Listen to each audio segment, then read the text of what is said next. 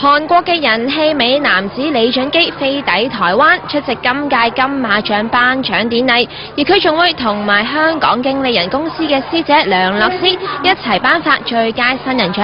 李準基咁難得先嚟到台灣，一班台灣嘅 fans 一定已經等咗好耐啦。李準基為咗答謝 fans， 所以出席頒獎禮之餘，就順道舉行個簽名會，同 fans 嚟個近距離接觸，而霍文希亦都有陪同到場。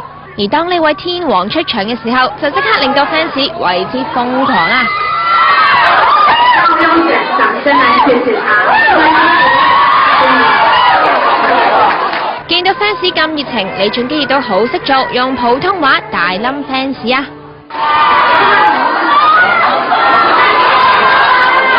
謝謝我愛你媽。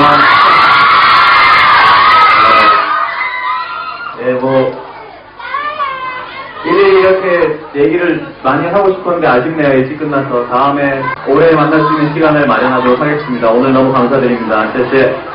喺台灣嘅 fans 平時唔係好多機會可以咁親近偶像，所以呢次就準備充足，帶晒李準基嘅 poster 嚟到以示支持，仲話佢係大家心目中最有魅力嘅韓國男藝人。